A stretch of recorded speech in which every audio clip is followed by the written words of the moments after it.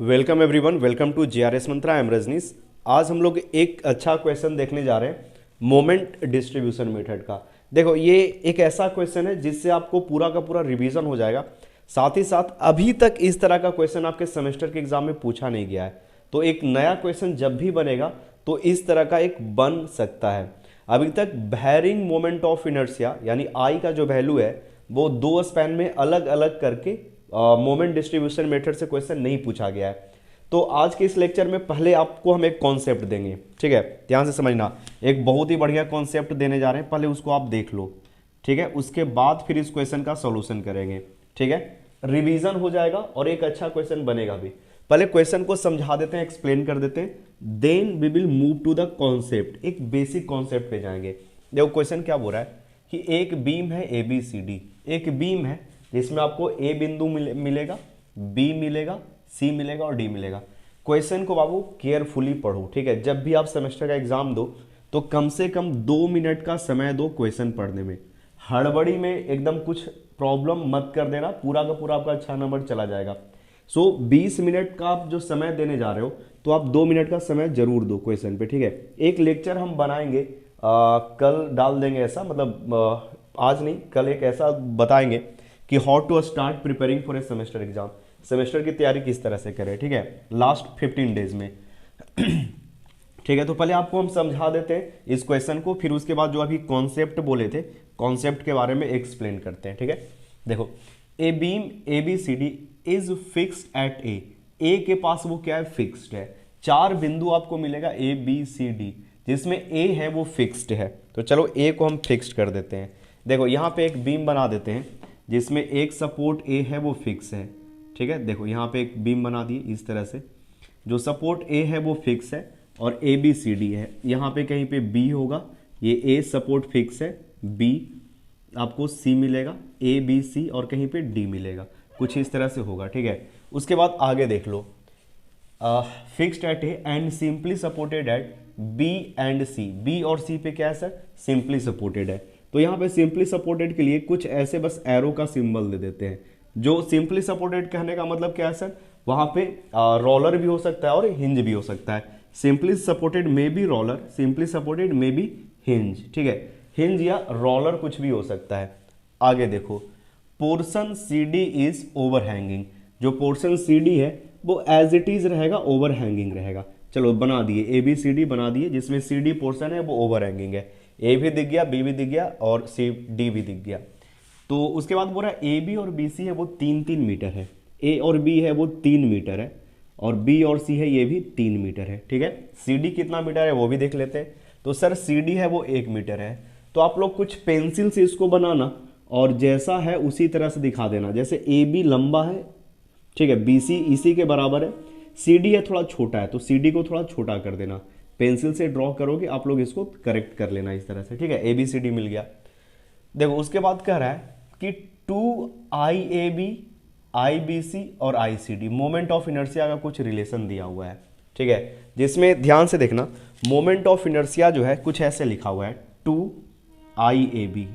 देखो अब यही सब छोटा छोटा चीज होता है जो आपको समझने की जरूरत होगी, नहीं तो पूरा का क्वेश्चन है वो इधर का उधर हो जाएगा।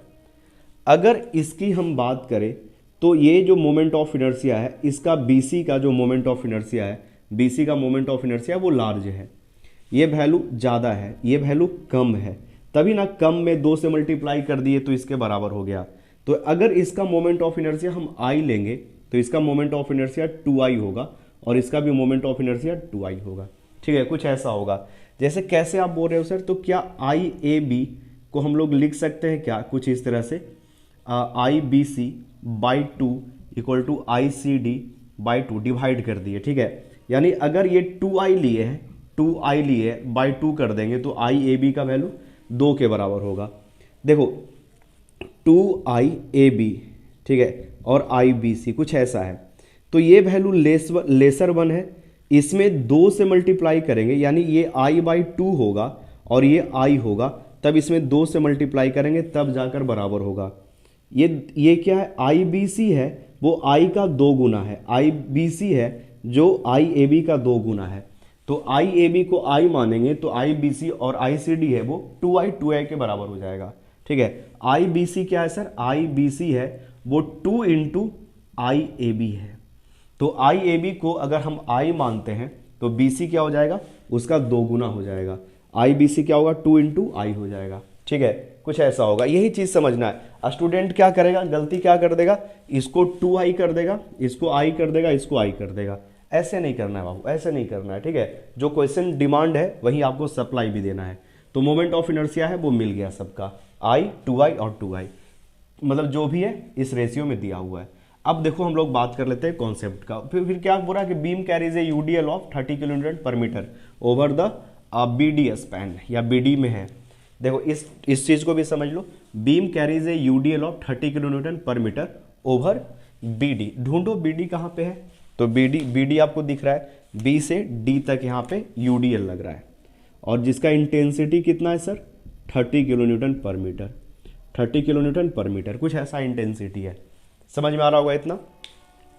देखो अब यहाँ पे क्या करना है, using moment distribution method obtain the support reaction. Support reaction को ऑब्टेन करना, निकालना है, सपोर्ट मोमेंट निकालना है।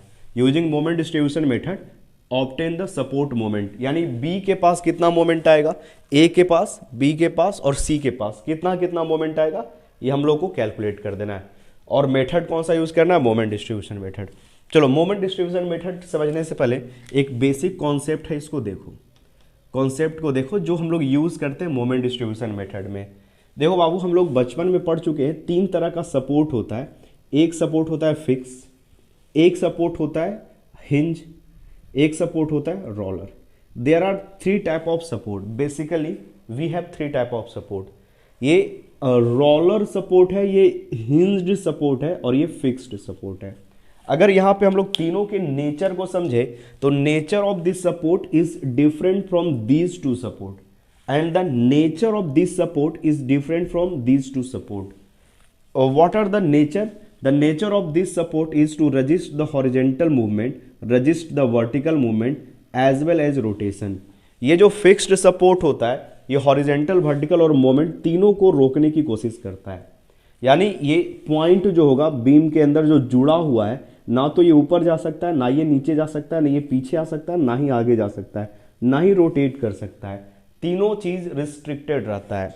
सपोर्ट क्या करता है, तो सर सपोर्ट रेजिस्टेंस यानी रुकावट, या फिर बोल सकते हो एक सपोर्ट प्रोवाइड करता है, रुकावट प्रोवाइड करता है, या अब बस ये रोकने का काम करता है।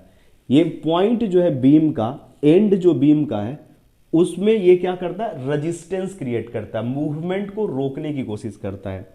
तो यहां पे देखो किस तरह का रेजिस्टेंस आ सकता है, तो एक तो आपको वर्टिकल, दूसरा हॉरिजेंटल दिखेगा, और यहां पे सिर्फ और सिर्फ वर्टिकल दिखाई देता है। I hope you got it. ठीक है, तो यहां पे एक वर्टिकल सपोर्ट दिख रहा है, और यहां पे वर्टिकल और हॉरिजेंटल 2 सपोर्ट आ रहा है, और यहां पे हॉरिजेंटल, वर्टिकल और मोमेंट 3 सपोर्ट आ रहा है। सपोर्ट यानी रेजिस्टेंस, रुकावट, जो सपोर्ट है वो रोकने की कोशिश करेगा। अब ध्यान से देखो, हम एक बीम बनाते हैं और this beam is continuous beam which has 3 support. एक यहाँ पे हिंज है, एक यहाँ पे रोलर है, और यहाँ पे भी एक रोलर है। ठीक है, ध्यान से समझना बाबू, ये जो सपोर्ट है ये कहलाता है इंटरमीडिएट सपोर्ट, इंटरमीडिएट सपोर्ट। और ये जो सपोर्ट होगा ये कहलाएगा रोलर सपोर्ट। अच्छा, रोलर तो है ही, साथ ही साथ ये कहलाएगा इंड सपोर्ट। क्या बोलेंगे इसको, इंड सपोर्ट। ये भी कैसा सपोर्ट है, तो ये भी इंड सपोर्ट है। दोनों इंड सपोर्ट है और ये इंटरमीडिएट सपोर्ट है। अगर यहां पे कोई लोड लगा देते हैं, यहां पे कोई लोड लगाते, then it is going to deflect like this is the elastic curve. ठीक है, ड्यू टू कंटिन्यूटी यहां पे एक हॉगिंग मोमेंट आएगा। क्या आ जाएगा, हॉगिंग मोमेंट आएगा।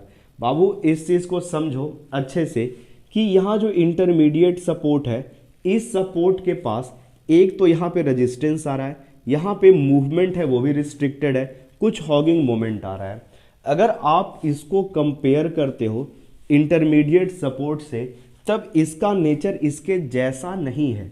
इसका जो नेचर है इसके जैसा नहीं है, कुछ नेचर यहां से मिल रहा होगा आपको। तो इंटरमीडिएट सपोर्ट को जहां पे देखो हॉगिंग मोमेंट आ रहा है, अगर ये सिंपली सपोर्ट होता मान लो यहाँ पे एक रोलर होता, यहाँ पे एक रोलर होता और यहाँ पे एक हिंज होता, तो इसका डिफ्लेक्टेड शेप है वो कुछ ऐसा होता, ठीक है। यहाँ पे कुछ एंगल बनता हुआ दिखाई दे रहा है, बट यहाँ पे जब हम लोग केयरफुली ऑब्जर्व करते हैं तो हॉगिंग मोमेंट आता है, जबकि यहाँ पे कोई हॉगिंग मोमेंट नहीं आ रहा है।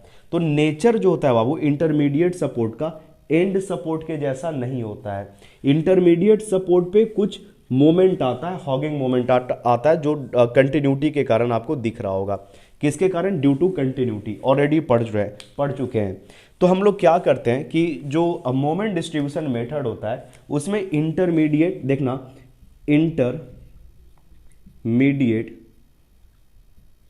इंटरमीडिएट सपोर्ट इज considered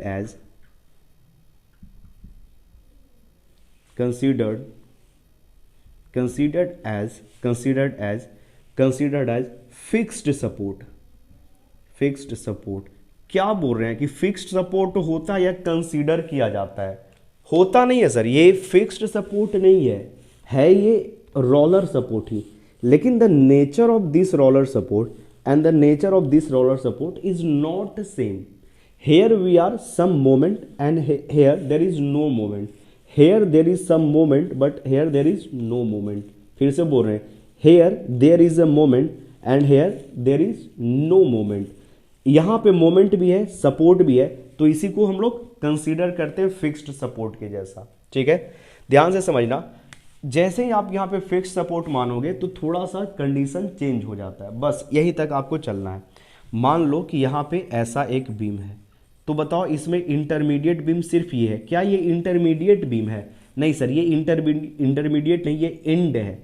इसका जो डिफ्लेक्टेड शेप होगा, ध्यान से समझना, इसका जो डिफ्लेक्टेड शेप होगा वो कुछ ऐसा होगा, ठीक है। डिफ्लेक्टेड शेप होगा कुछ ऐसा होगा, यहाँ पे कुछ मोमेंट आएगा। सर अगर यहाँ पे लोड लगा दे तो हाँ, इसका डिफ्लेक्टेड शेप कुछ ऐसा आएगा, कुछ ऐसा आएगा, कुछ ऐसा आएगा, कुछ देखो ध्यान से देखो, कुछ डिफ्लेक्टेड शेप है वो ऐसा आने जा रहा है, अगर लोड लगाओगे तो ऐसा, ठीक है। मतलब यहाँ पे मोमेंट आपको आएगा, फिर यहाँ पे कुछ ऐसा चला जाएगा।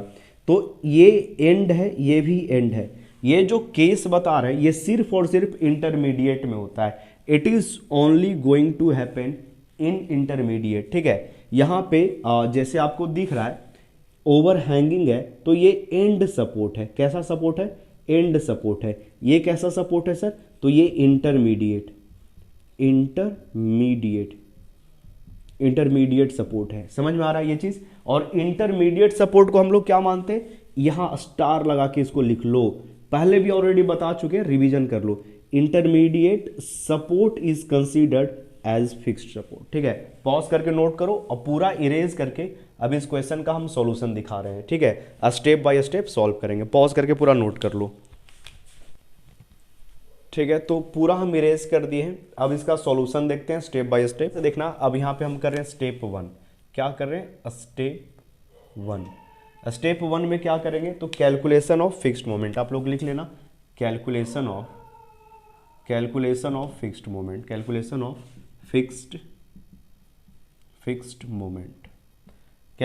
फिक्स्ड मोमेंट करेंगे। तो 3 यहाँ पे स्पैन दिख रहा है, AB स्पैन, BC स्पैन और CD स्पैन, ठीक है। तो AB स्पैन जो है, यहाँ से आपको AB दिखाई देगा जिसके ऊपर कोई लोड नहीं लग रहा है, इसको हम सपोर्ट A और B बोल रहे हैं।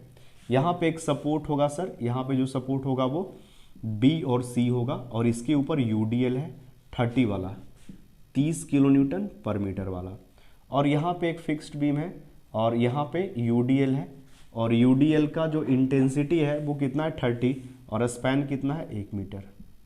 ये है CD, ठीक है, 30 किलो न्यूटन पर मीटर। यहाँ पे क्या है? 30 किलो न्यूटन पर मीटर। चलो समझ में आ रहा होगा। अब हम यहाँ पे मोमेंट निकाल रहे हैं। यहाँ पे जो मोमेंट है इसको बोल रहे हैं MAB, A से B की तरफ। यहाँ पे जो मोमेंट है इसको बोल रहे हैं मोमेंट MBA। हाँ, 0 आएगा, ठीक है, 0 आएगा, लेकिन हम लोग लिख देते हैं। यहाँ से जो मोमेंट होगा वो MB से C की तरफ जा रहे हैं, यहाँ से जो मोमेंट होगा उसको MCB ले लो, और यहाँ पे जो मोमेंट आएगा वो MCD हो जाएगा, ठीक है, C से D की तरफ। अब यहाँ पे ये सवाल आता है कि मोमेंट MAB और MBA क्या होगा, MBC और MCB क्या हो जाएगा, और MCD का वैल्यू क्या आएगा। लिखते जाते हैं। देखो यहाँ पे एम ए बी और M B A fixed moment है वो जीरो आएगा। देखो अब अच्छे से समझना, ये फिक्स्ड मोमेंट एक्चुअली होगा क्या। फिक्स्ड मोमेंट सर वो मोमेंट होगा जो सपोर्ट फील करेगा। जैसे यहाँ पे क्या है कि एक सपोर्ट है और सपोर्ट के अंदर यहाँ से बीम कुछ रखा हुआ है, तो ऊपर से लोड लगाएंगे तो जो ये मोमेंट फील करेगा, जो ये सपोर्ट फील करेगा, उसके अंदर जो जनरेट होगा वही मोमेंट एमबीसी है। जो यहाँ पे मोमेंट लगा रहे एमसीबी, वो इसके अंदर से फील होगा, जो सपोर्ट फील करेगा वो वाला मोमेंट है। किसके कारण? यूडीएल के कारण। तो यहाँ से एम बी सी जो होगा वो डब्ल्यू एल स्क्वायर बाई 12 होगा। सर ये कैसा डायरेक्शन है? Anti clockwise negative. M C B होगा वो क्या हो जाएगा?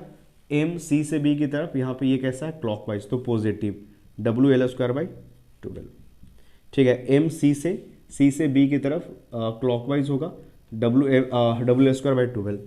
और एम सी डी क्या हो जाएगा? एम सी डी हो जाएगा, देखो ध्यान से देखना, ये कितना है? यहाँ से यहाँ तक का जो लोड होगा, टोटल लोड होगा वो W गुने एल के बराबर होगा, और W गुने एल बाई 2 कर देंगे तो इसका CG कहाँ पे होगा? यहीं पे होगा ना, यहाँ से यहाँ का लेंथ होगा वो L बाई 2 होगा, तो W इंटू एल लोड हो गया, W into L by 2 moment हो गया।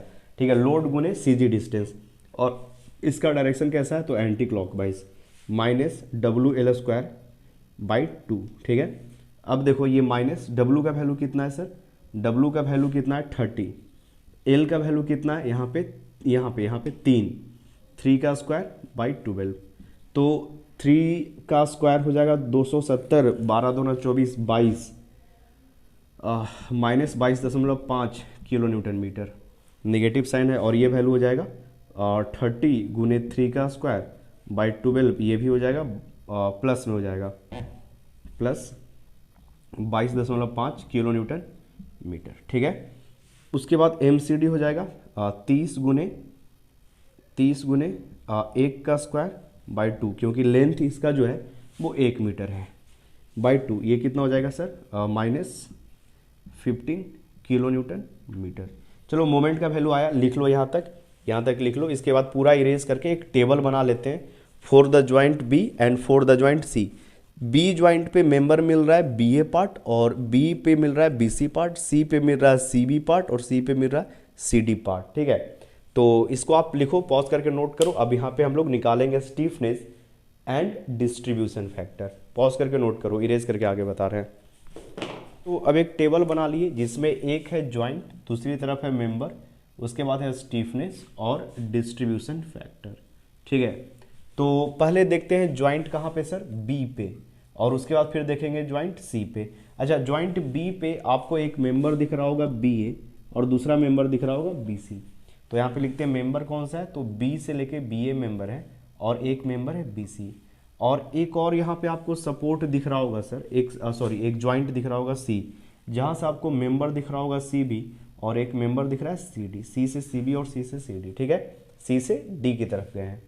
अब ज्वाइंट बी पे जब हम लोग ऑब्जर्व करते हैं तो स्टीफनेस निकालेंगे बी ए मेंबर का, तो स्टीफनेस लिख रहे हैं के बी ए। ठीक है, और क्या निकालेंगे? स्टीफनेस के बी सी का, यानी मेंबर बी सी का। तो देखो ये बी से जब हम लोग फार एंड की तरफ देखेंगे तो फार एंड फिक्स है, तो जब फार एंड फिक्स होता है तो स्टीफनेस होता है 4EI बाई एल, ऐसा ही होगा 4EI by L. Sir EI तो ठीक है और L है वो 3 मीटर है, तो 4EI बाई एल। तो इसको हम लोग, चलो ये फॉर्मूला है ऐसा, इसको लिख सकते हैं 4EI, और E जो है वो कांस्टेंट है, सबके लिए क्या है? कांस्टेंट है। इसके लिए क्योंकि दिया हुआ नहीं है तो कांस्टेंट ही ले लेते हैं, दिया हुआ नहीं था क्वेश्चन में तो कांस्टेंट ले लेते हैं सबके लिए। 4EI बाई 3 हो जाएगा, और यहाँ से हम लोग निकाल लेते हैं के बी सी का, इसी के सामने लिख देते हैं बी सी। ठीक है, के बी सी हो जाएगा। वो यहाँ से देखो, जब हम लोग बी से सी की तरफ देखेंगे तो फार एंड है वो सिंपली सपोर्टेड है, सी को हम लोग क्या ट्रीट करेंगे? Simply supported. ठीक है, बी से सी की तरफ जाएंगे तो सिंपली सपोर्टेड, तो ये हो जाएगा 3E, और आई का वैल्यू कितना है सर? 2I है ना, यहाँ पे 2I है, तो आई के जगह पे 2I रखेंगे, क्योंकि फॉर्मूला होता है स्टिफनेस का 4EI बाई एल जब फार एंड इज फिक्स्ड, और के का वैल्यू होता है 3EI by L when far and is far and is simply supported, ठीक है। तो आई का वैल्यू यहाँ पे 2i है, तो वही वैल्यू पुट कर दिए 2i, और एल का वैल्यू है 3 मीटर, ठीक है। यहाँ से काट पीट देंगे तो बचेगा 2ei, बस सिर्फ 2ei बचेगा और तो कुछ नहीं बचेगा, 3 से 3 कैंसिल आउट हो गया, ठीक है। अब जब डिस्ट्रीब्यूशन फैक्टर देखते हैं तो टोटल स्टिफनेस हो जाएगा 4/3, 4/3 कितना हो जाएगा 1.33। कैलकुलेटर की मदद से कैलकुलेट कर देते हैं with the help of calculator. Just distribution factor हम फॉर्मूला लिख देते हैं यहाँ पे, कितना हो जाएगा 4/3, वेट 4/3 प्लस 2, यह आ जाएगा 3.33 EI। यहाँ पे एक्चुअली क्या होगा, KBA/KBA प्लस KBC ऐसा होगा। तो आप लिख दोगे KBA का वैल्यू है वो 1.33 EI हो जाएगा, ये वैल्यू क्या हो जाएगा 1.33 EI। तो 1.33 EI लिख दिए, और यहाँ पे क्या है 1.33 EI प्लस क्या है बाबू 2EI, ठीक है। तो हो जाएगा 1.333, मतलब यहाँ पे आप कैलकुलेट कर लेना अच्छे से। तो मतलब ये वैल्यू आएगा 4 के बराबर आ जाएगा, ठीक है। इसको 4 लिख लेना 0.4, क्योंकि ये 333 बढ़ते जाएगा 0.4 के अराउंड आ जाएगा, ठीक है। 0.4 मोटा मोटी लिख लेना, तो ये आ जाएगा ऑटोमेटिकली 0.6 आ जाएगा। यहाँ पे देख लेते हैं KBC plus KBA plus KBC, ठीक है। ये हो जाएगा 2EI बाई 3.33 EI, और इसका वैल्यू हो जाएगा 0.6। चलो ठीक है, यहाँ तक समझ में आ रहा होगा। अब इसके लिए देख लेते हैं ज्वाइंट सी के लिए। देखो जब ज्वाइंट सी से बी की तरफ हम लोग देखेंगे तो बी को इंटरमीडिएट माने हैं, तो इसको फिक्स्ड के जैसा ट्रीट किया जाएगा। तो KBC जो होगा बाबू, सॉरी सी से बी की तरफ KCB जो होगा, यहाँ पे KCB होगा। जब हम लोग सी से बी की तरफ देखेंगे तो फार एंड है वो इंटरमीडिएट सपोर्ट है, far and is intermediate support, तो हम लोग इसको एज अ फिक्स्ड ट्रीट करेंगे। तो KCB भी होगा वो 4EI/L होगा, 4EI, और I के जगह पे 2i है, तो यहाँ पे हम लोग 2i रख देते हैं, और L कितना है 3 मीटर। KCD होगा ये 0 हो जाएगा, बिकॉज C से D की तरफ जाएंगे तो फार एंड है वो फ्री है, इसलिए ये 0 हो जाएगा। तो यहाँ से हम लोग निकालेंगे डिस्ट्रीब्यूशन फैक्टर। तो डिस्ट्रीब्यूशन फैक्टर होगा this value plus this value, यानी 4 2 ज़ा 8, let me right it 8/3 EI by 8/3 EI plus 0, और इसका वैल्यू हो जाएगा 1, और ये वैल्यू हो जाएगा 0 बाई, अरे सॉरी ये 0 नहीं, यहाँ पे होगा 0, और ये हो जाएगा 8/3 EI प्लस 0/0 इक्वल टू 0, ठीक है। Summation of stiffness by that stiffness, ठीक है। इस तरह से हम लोग निकालते हैं डिस्ट्रीब्यूशन फैक्टर। तो इसका वैल्यू हो जाएगा 1 और इसका वैल्यू हो जाएगा 0। डिस्ट्रीब्यूशन फैक्टर का फॉर्मूला क्या होता है कि किसी भी ज्वाइंट पे स्टीफनेस का समेसन निकाल लो, और stiffness K1/K1 plus K2 plus K3, कुछ इस तरह से फॉर्मूला हम लोग पढ़े थे। देखो यहाँ पे थ्योरी डिस्कशन नहीं हो रहा है, we are heading for the solution and we are heading for the solving problem. Theory तो ऑलरेडी पढ़ चुके हैं, 8-10 लेक्चर पूरा इसी पे गया था, मोमेंट डिस्ट्रीब्यूशन पे। इतना पॉज करके नोट करो, इरेज करके। अब यहाँ से मोमेंट डिस्ट्रीब्यूशन का टेबल बनाते हैं और प्रॉब्लम को सॉल्व करते हैं। पॉज करके नोट करो, इरेज करके आगे बता रहे हैं, ठीक है। तो मोमेंट डिस्ट्रीब्यूशन का अब हम टेबल बना दिए हैं, अब देखते हैं यहाँ पे सॉल्यूशन। देखो बाबू, पहले तो आपको लिखना है यहाँ पे डिस्ट्रीब्यूशन फैक्टर, डिस्ट्रीब्यूशन फैक्टर या DF भी लिख दो, डिस्ट्रीब्यूशन फैक्टर। देखो यहाँ पे डिस्ट्रीब्यूशन फैक्टर आया था 0.4, इधर आया था 0.6, और इस तरफ आया था 1, और इधर डिस्ट्रीब्यूशन फैक्टर 0, कुछ नहीं होगा, ऐसा ही कुछ आया था मेंबर में। इसके बाद आपको लिखना है fixed end moment. Fixed end moment ये 0 था, यहाँ पे भी फिक्स्ड एंड मोमेंट 0 था। इस तरफ आया था -22.5, यहाँ पे फिक्स्ड एंड मोमेंट आया था प्लस में 22.5, और इधर था -15, कुछ ऐसा होगा, ठीक है। कुछ ऐसा आया था फिक्स्ड एंड मोमेंट। देखो आपको करना क्या है कि आइदर लेफ्ट से या राइट से, कि किसी एक साइड से पहले इसको बैलेंस कर लेते हैं। जो भी बैलेंस होगा उसके बाद फर्दर हम लोग काम करेंगे। सबसे पहले आप एक्सट्रीम साइड को बैलेंस करते हुए सेंटर की तरफ बढ़ते जाओ। आपका फोकस होना चाहिए सी सपोर्ट को बैलेंस कर देने का। इसको अगर आप बैलेंस कर देते हो तो आपका टेंशन दूर हो जाएगा। जो स्टूडेंट को दिक्कत होता है उसको समझाने के लिए यहाँ पे बोल रहे हैं, इस चीज को समझो, सारा कष्ट दूर हो जाएगा। ध्यान से समझना क्या बोल रहे हैं। ये जो सी सपोर्ट है बाबू, सी सपोर्ट पे 2 मोमेंट लग रहा है, एकदम अच्छे से समझना, सारा प्रॉब्लम सॉल्व हो जाएगा। सी सपोर्ट पे 2 तरह का मोमेंट लग रहा है। एक मोमेंट लग रहा है यहाँ पे क्लॉकवाइज लग रहा है। क्लॉकवाइज कौन सा मोमेंट है? तो सर 22.5 है, क्योंकि ये पॉजिटिव है। पॉजिटिव यहाँ पे 22.5। एक्चुअली कोई मोमेंट होगा जो सी सपोर्ट पे लगकर 22.5 से घुमाना चाह रहा होगा। समझ रहे हो? 22.5 से घुमाना चाह रहा है। हम बोल रहे हैं कि यहाँ पे सी सपोर्ट पे एक मोमेंट है जो 22.5 से घुमाना चाह रहा है, और -15 है वो निगेटिव है, यानी यहाँ पे एक एंटी क्लॉकवाइज मोमेंट लग रहा है, वो 15 वाला लग रहा है, वो रोक रहा है। तो मान लो कि एक फोर्स होता, अगर इस तरफ लगता 15 और इस तरफ लगता 22.5, तो नेट फोर्स क्या होता सर? नेट फोर्स होता 22.5 माइनस 15 इक्वल टू कितना? 7.5, और उसका डायरेक्शन कैसा होता है? ऐसा होता है 7.5 होता ना, अगर नेट फोर्स की बात करते। उसी तरह से बिल्कुल उसी तरह से ध्यान से समझना, यहां पे एक नेट मोमेंट लगेगा।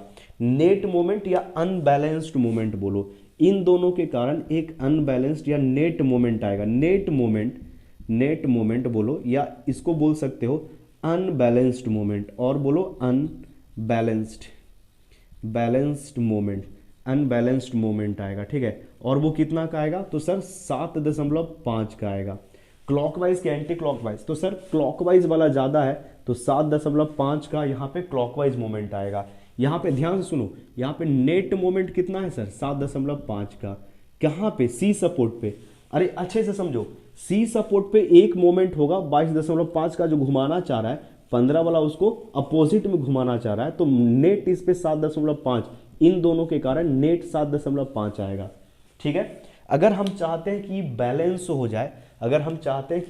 हो जाए, तो क्या इस पे हमको 7.5 का एंटी क्लॉकवाइज लगा देना चाहिए?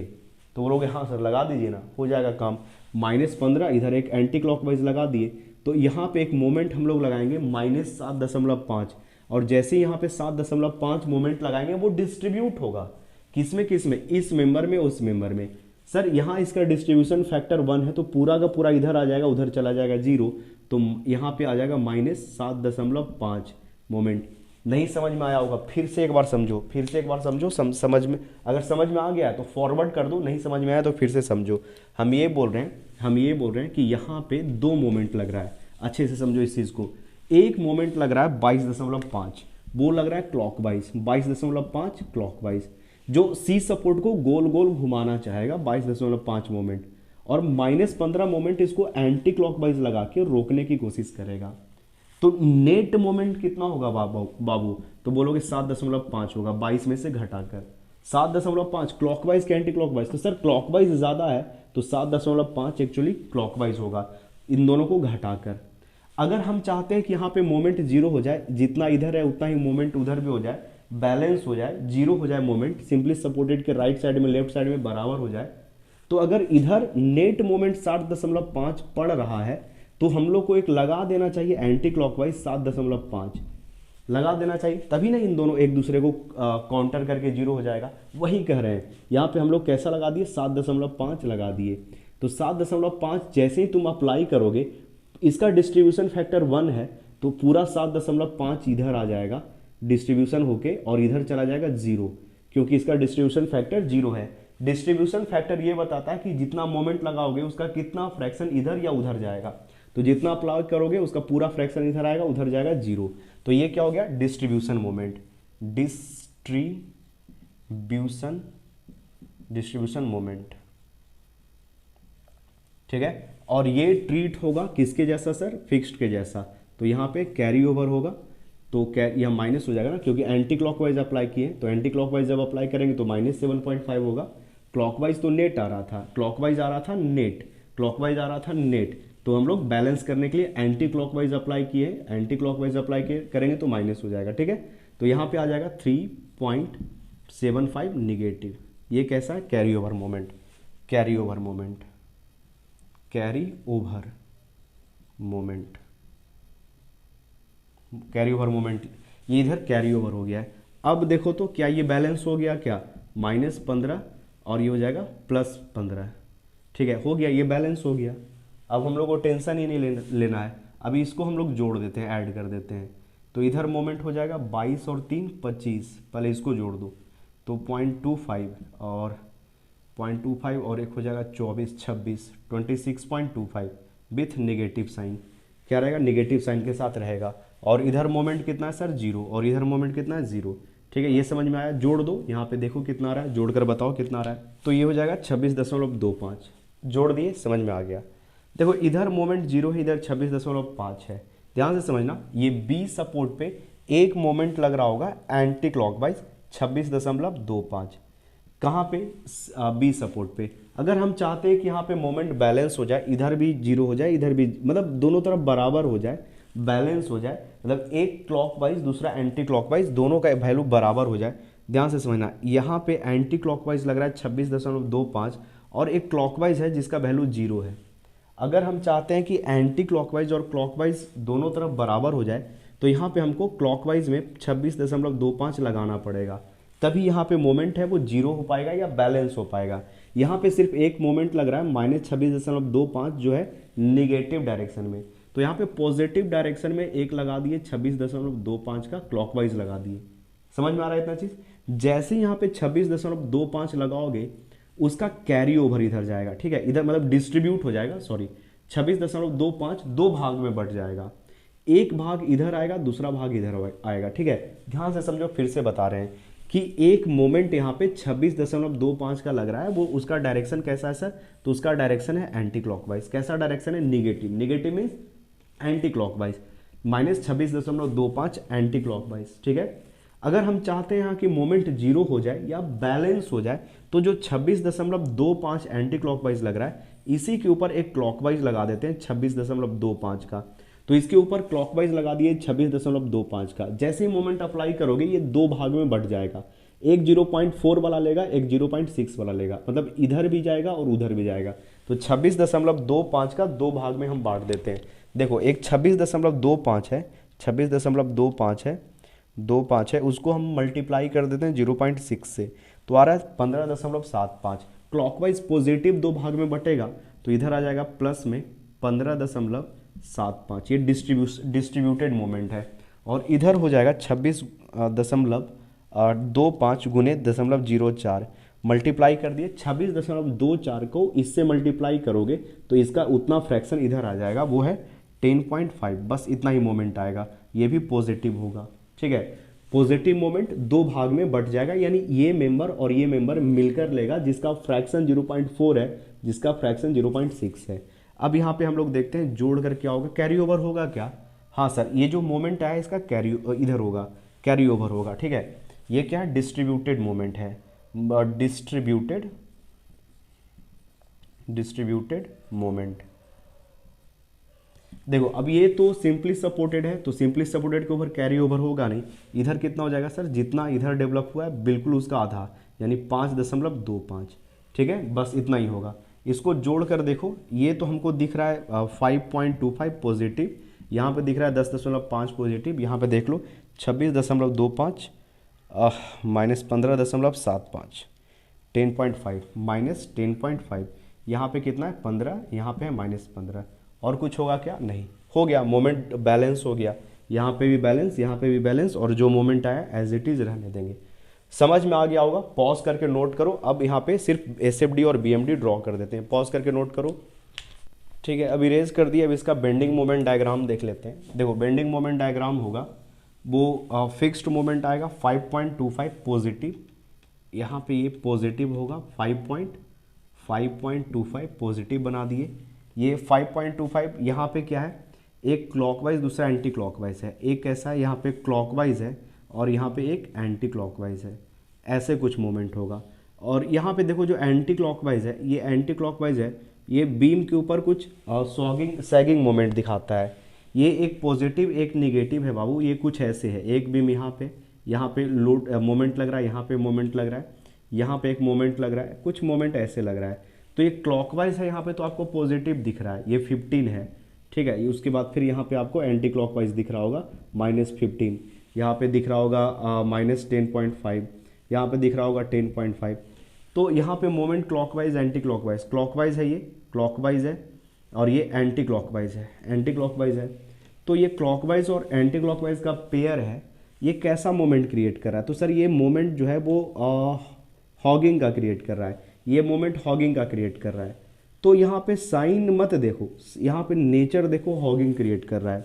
और यहाँ पे पॉजिटिव है, यानी यहाँ पे कैसा मोमेंट लगेगा सर? पॉजिटिव कहने का मतलब कुछ ये सपोर्ट पे यहाँ पे कुछ ऐसा मोमेंट लगेगा, ये तो सैगिंग प्रोड्यूस करेगा। तो ऊपर बना दिए हैं, और ये 10.5 होगा, वो नीचे होगा। कहाँ पे? ये ए है, ये बी है, ये 10.5 है। तो जितना 5 है उससे थोड़ा दुगना बना दो, और उसके बाद ये 15 है, तो यहाँ पे और थोड़ा बड़ा बना देते हैं, ए बी सी पे और थोड़ा बड़ा बनाते हैं, 15 है, और यहाँ पे फाइनली 0 होगा। तो ये मोमेंट कुछ ऐसा होगा। ये कितना है? 10.5 है, ये निगेटिव है, ठीक है, ये निगेटिव है, ये 15 गया, ये भी निगेटिव है, और ये निगेटिव है, 15 है, ठीक है, निगेटिव है। इसको इरेज कर दे रहे हैं, सब निगेटिव वाला है, उसको ड्रॉ कर दिए। अब इसके बाद देखो एक पॉजिटिव मोमेंट होगा यूडीएल के कारण, यूडीएल के कारण पॉजिटिव मोमेंट होगा। ये कैसा मोमेंट है? ये सपोर्ट मोमेंट है, सपोर्ट के पास मोमेंट है। और बीम था वो कुछ ऐसा था, बीम था कुछ ऐसा था, यहाँ पे सपोर्ट यूडीएल, यहाँ पे सपोर्ट। तो आपको एक मोमेंट मिलेगा इस स्पैन के बीच में WL²/12 करके, ठीक है, सॉरी WL²/8 करके, ठीक है। तो और इधर का जो मोमेंट है वो निगेटिव वाला सर यहाँ पे हम ड्रॉ कर दिए, 0 से निगेटिव की तरफ ऑलरेडी ड्रॉ हो चुका है। यहाँ पे जो मोमेंट आया है 15, एक्चुअली में ये मोमेंट किसके कारण है? यहाँ पे स्पैन है उसके कारण है, ठीक है। तो यहाँ पे आप ओवरऑल मोमेंट बनाओगे तो WL²/8 करोगे, जो भी वैल्यू आएगा उसके बाद फाइनल जो बेंडिंग, क्वेश्चन में बेंडिंग मोमेंट डायग्राम नहीं बोला था, बस आपको हम समझाने के लिए बता रहे हैं। इसको और उसको सुपर इम्पोज कर देना, ये जो भी वैल्यू आएगा 33 पॉइंट समथिंग आएगा, जो भी वैल्यू आ जाए WL²/12 करके, उसके बाद जब इसके ऊपर सुपर इम्पोज करोगे तो ये पॉजिटिव और नेगेटिव को उलट देना, उलट दोगे तो ये आ जाएगा नीचे 5, यहाँ पे आ जाएगा 10 वाला वैल्यू, ठीक है, ये 5 हो गया, ये 10 हो गया, यहाँ पे 15 वाला वैल्यू, यहाँ पे 0, कुछ इस तरह से बना दोगे तो आपका काम हो जाएगा। कुछ ऐसा मोमेंट होगा, ये 5.25 है, ये 10.5 है, और यहाँ पे 15 है, और ये 0 हो गया, और ये WL²/8 का जो वैल्यू है वो पुट कर दोगे। यहाँ पे लिख देना positive negative positive negative negative, ठीक है। ऐसे बेंडिंग मोमेंट डायग्राम हो जाएगा। चलो पॉज करके नोट कर लो, मिलते हैं नेक्स्ट लेक्चर में। Thank you.